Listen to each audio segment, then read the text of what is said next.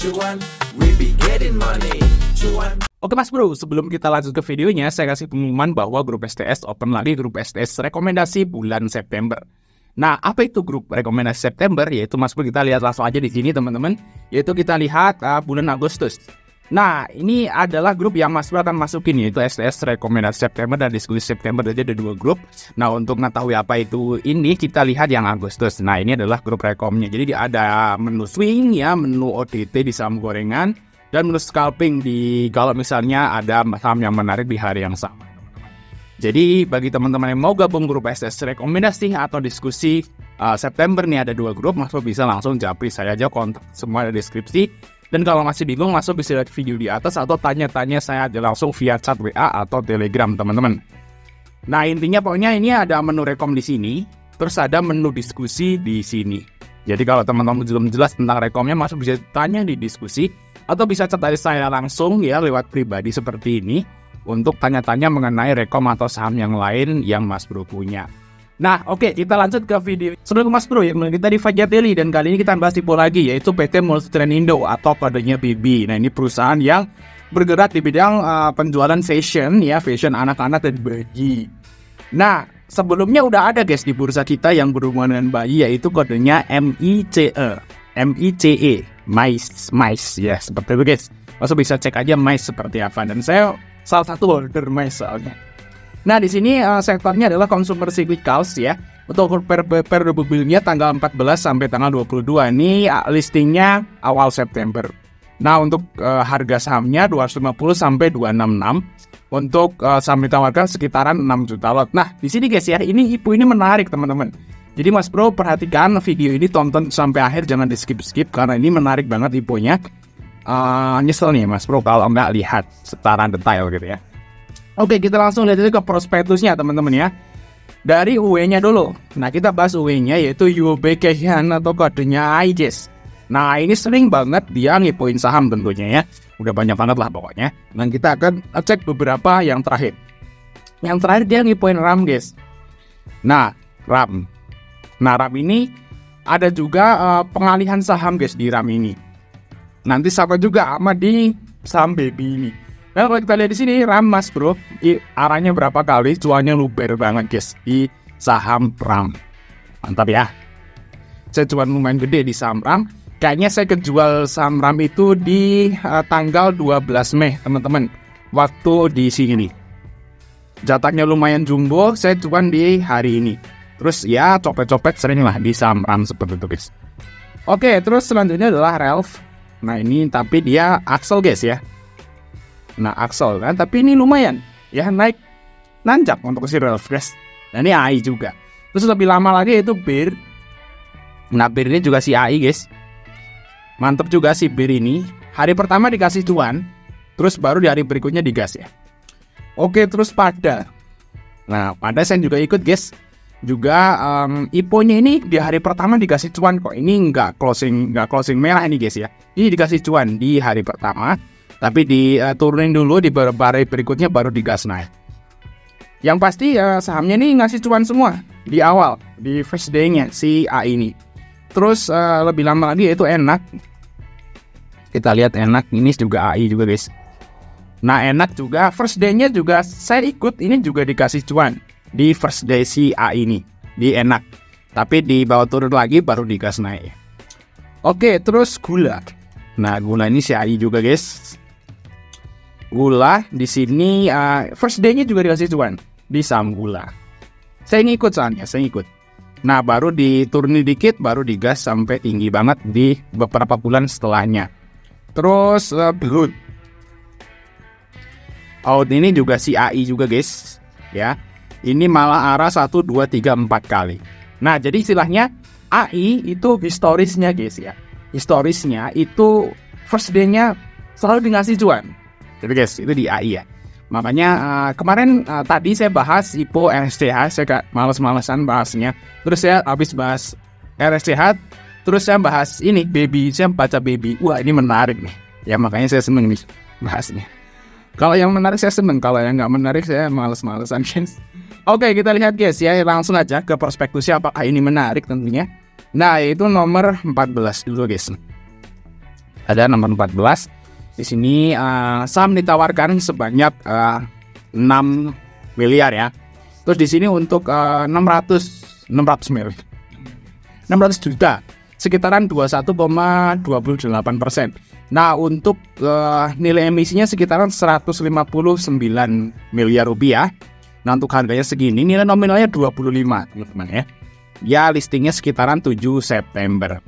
Nah, rencana penggunaan dananya teman-teman ya, sekitaran 18%-nya digunakan untuk belanja modal teman-teman ya, untuk renovasi tempat pembukaan dan pembukaan 15 toko. Jadi untuk ekspansi ya. Tapi sedikit, cuma 18%. Nah, sisanya digunakan untuk pengembangan usaha di toko-toko yang udah ada. Ya, termasuk toko online-nya juga dalam bentuk modal kerja ya, dan pembiayaan dan lain-lain teman-teman. Jadi harusnya kebalik. Yang 81%-nya buat ekspansi, bangun toko gitu ya. Baru 18%-nya buat kebutuhan operasional, tapi ini kebalik. Jadi rencana penggunaannya sebenarnya agak kurang bagus kalau menurut saya guys. Oke, terus lanjut ya, yaitu langsung nomor 15 teman-teman ya. Di sini adalah asetnya. Nah, kita lihat, Mas Bob bisa baca sendiri di sini asetnya. Kita langsung kesimpulannya aja teman-teman. Dari jumlah ekuitasnya teman-teman ya. Kalau kita lihat di sini guys ya, ekuitasnya ini di tahun 2022 itu melonjak banyak guys. Nah, lihat di sini ya. Dari tahun 2021 itu 59M jadi naik jadi 390. Dan ini justru di kuartal 2 2023 itu malah turun sedikit ya untuk ekuitasnya. Nah, kalau kita lihat di sini dibanding dengan hutangnya teman-teman ya. Hutangnya di sini ya, ini banyak banget ini. Pokoknya dia DER-nya itu lebih kecil kok guys ya. Jadi lebih aman, sekitaran 80% saya hitung guys untuk DER-nya dari si baby ini guys. Ya kayak gini guys, malah bisa baca sendiri lah ya. Di sini nggak ada sesuatu hal yang menurut saya sih aneh, karena setahun ini naik banyak guys. Di tahun 2022 tuh naik banyak ekuitasnya guys. Oke, kita lanjut ke bagian laba rugi. Nah, kalau kita lihat di sini teman-teman ya, ini agak unik laba ruginya. Kenapa? Kita lihat di sini. Ini full 31 Desember atau full 4 kuartal tahun 2020, 2021, 2022. Dan kalau teman-teman lihat di sini, di tahun 2022, satu tahun penuhnya itu untung ya. Untung di sini 59,723 sekian 59M untung. Tapi kalau Mas lihat di sini, itu di 2 bulan pertama, ini kan Februari guys. Jadi Januari dan Februari 2022 teman-teman tuh rugi 15M. Nah, tapi hasil akhirnya selama setahun 2022 tuh profit. Nah, di sini tahun 2023 juga sama guys ya, rugi, tapi ruginya lebih kecil ya. Ini ruginya cuma 5M. Cuman kita ngitungin jadi agak susah. Kenapa? Kalau kita setahun kan di sini ya, kalau saya setahun kan ruginya dikali 6 gitu, kali 2 bulan, tentu aja minusnya PR-nya jadi lebih gede. Nah, tapi tahun lalu aja awal minus jadi plus di akhir tahun. Jadi ini ngitung valuasinya agak sedikit sulit teman-teman ya. Nanti Mas Bob bisa kira-kira sendiri lah ya. Gitu ya, Mas Bob bisa dipahami di sini ya. Jadi di setelah Februari itu malah profit gitu ya, sampai dia plus segini banyak. Nah, apakah nanti sampai akhir tahun 2023 bakal untung ya, kita nggak tahu gitu ya. Karena tahun 2021 ini tetap rugi gitu ya. Tetap rugi. Tapi guys ya, belum, namanya saham IPO itu belum jelas lah. Karena ini hanya laporan sekilas doang. Kalau laporan keuangan kita bisa tahu seperti itu guys. Karena ini hanya prospektus. Seperti guys ya. Jadi intinya masih rugi untuk saat ini si BB ini. Sampai kuartal 1 2023 ya, Februari lah tepat. Belum sampai kuartal 1 ya. Januari, Februari, Maret kan kalau kuartal 1, kalau itu kan baru 2 bulan. Oke, nomor 21. Nah, ini yang menarik teman-teman. Dari struktur permodalannya ini yang menarik ya. Kalau yang rugi kan ya RSCA tadi rugi ya, kita bahas ya. Nah, ini guys ya, penawaran umum perdananya sekitaran segini guys ya. Nah, ini yang menarik di sini. Perencanaan berencana untuk melakukan IPO ya dengan sebanyak-banyaknya segini guys ya. Atas nama atau sebanyak 21,28 dari jumlah modal ya di tempat perseroan.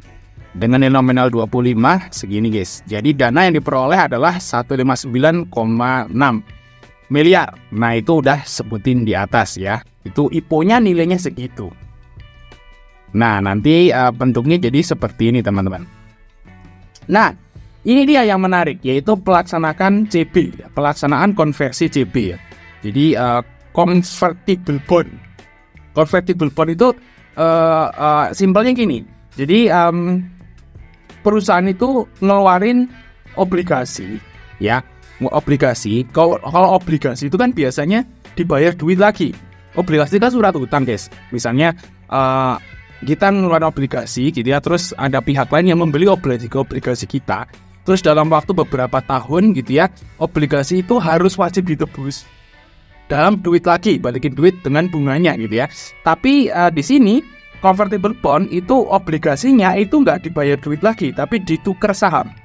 Itu guys ya. Nah itu seperti itu. Jadi nggak dibayar duit lagi, perusahaan nggak bayar duit lagi, tapi perusahaan ngasih saham. Seperti itu guys, itu namanya convertible bond. Nah kita baca di sini, ini yang menarik soalnya teman-teman. Bersama dengan pengakuan ini, perusahaan akan menerbitkan saham biasa untuk CB ya kepada BY. Nah BY itu adalah singkatan dari Blooming Years Pte Ltd. Itu BY ya guys ya. Nah perjanjiannya segini, yaitu tahun lalu 2022 sebagai oleh bla bla bla di sini. Berdasarkan di sini ya, CB Supernal Agreement ya, Presiden BY menyepakati bahwa perusahaan akan menerbitkan CB ke BY senilai segini 355 miliar ya, yang akan dikonversi menjadi saham dalam perusahaan memiliki sekitaran 50% guys. Nah itu total dari saham tersebut ya, totalnya adalah 1,420 miliar ya lembar saham.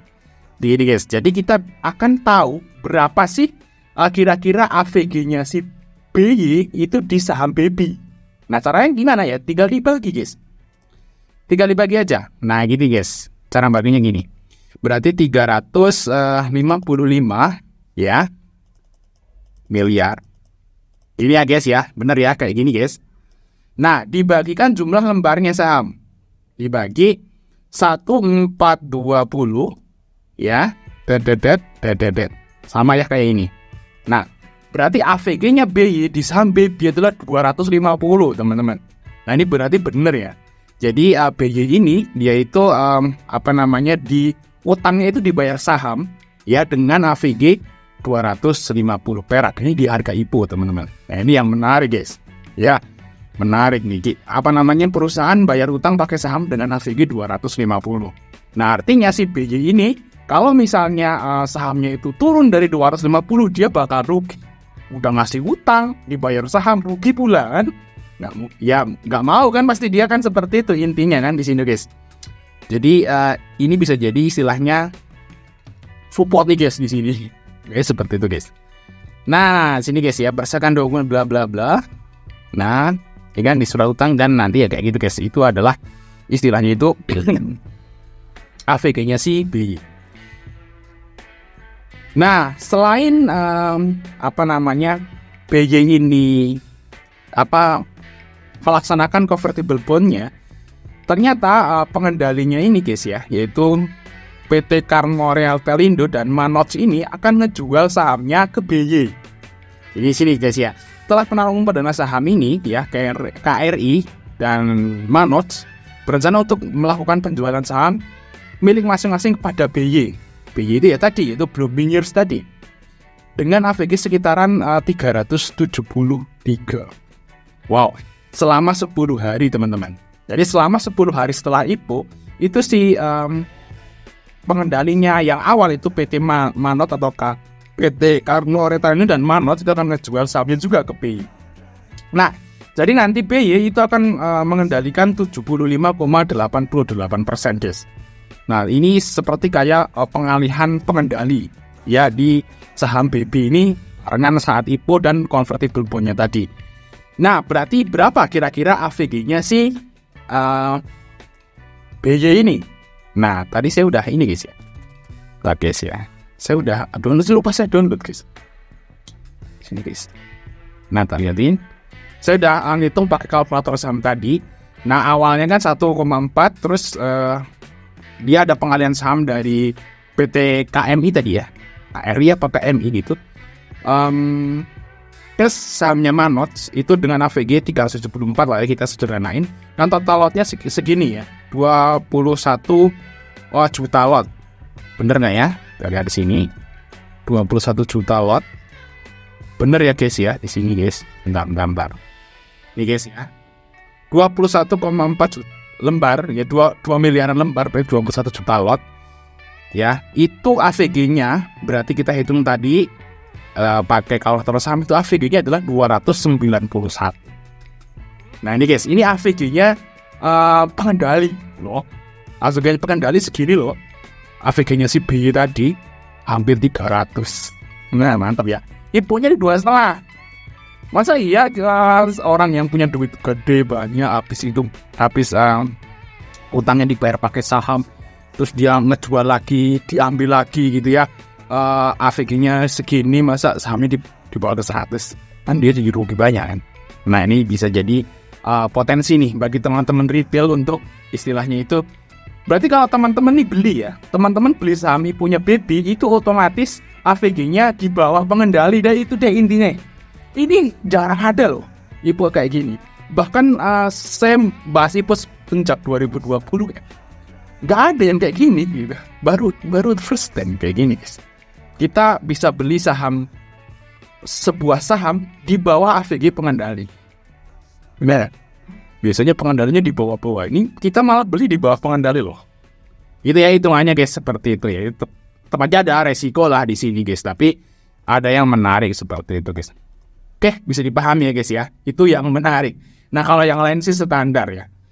Nah, yang lain kita ada pembatasan nomor 23, kita lihat ya. Nah, ini dibatasi selama 8 bulan. Nah, tapi ada tapinya guys. Mengingat bahwa seluruh pemegang saham personal ini memperoleh saham jangka lebih lama dari 6 bulan.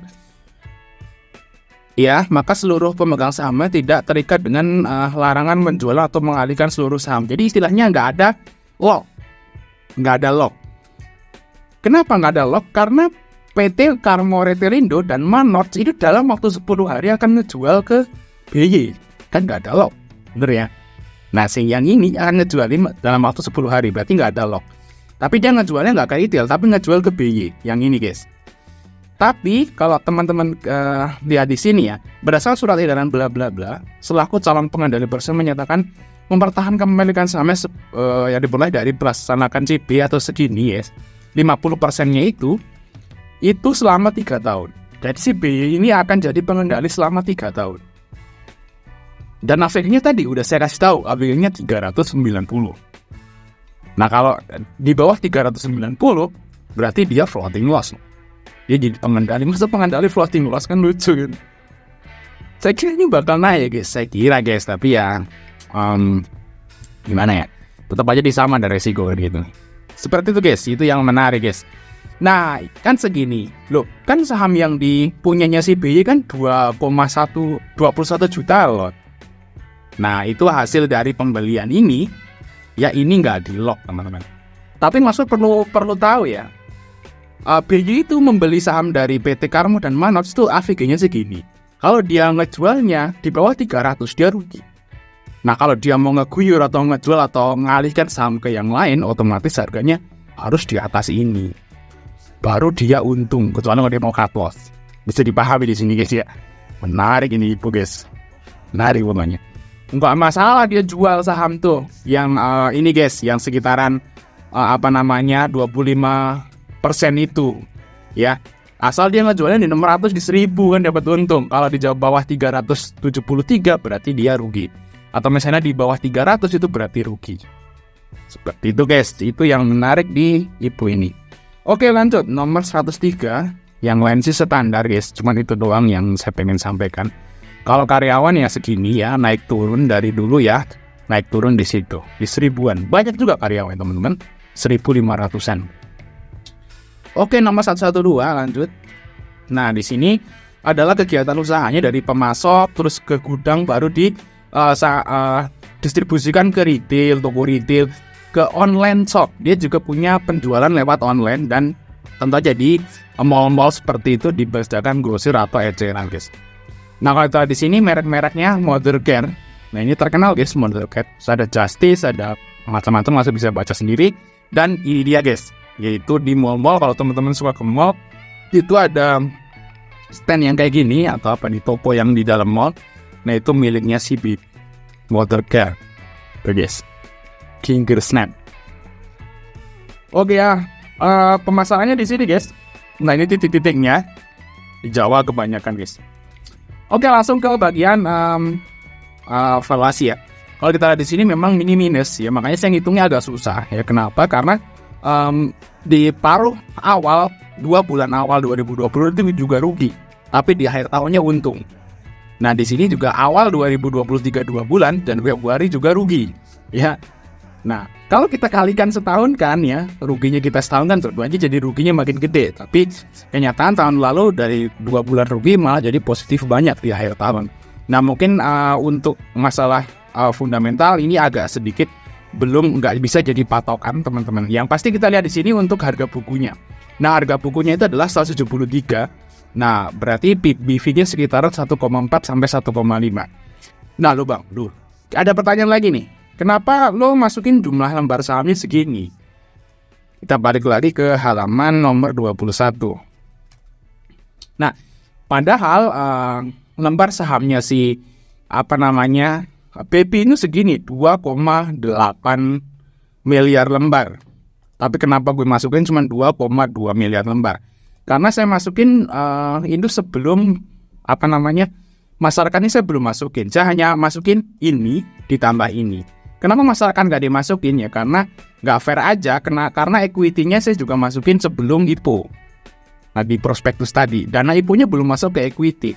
Nah kalau saya masukin ke jumlah sahamnya itu masyarakatnya masuk juga, berarti nggak fair kan? Dana IPO-nya kan belum masuk ke equity.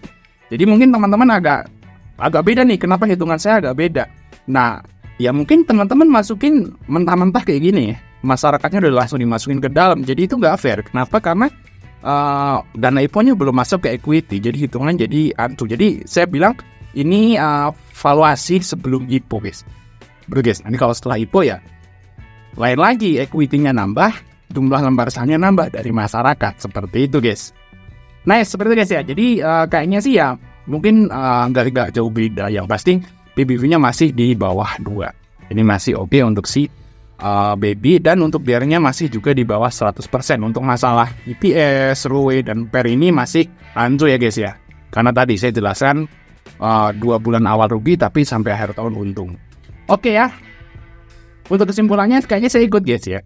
Kalau yang RSCA tadi saya skip dulu, nggak berani. Kalau yang ini sepertinya saya akan ikut. Nanti akan saya update di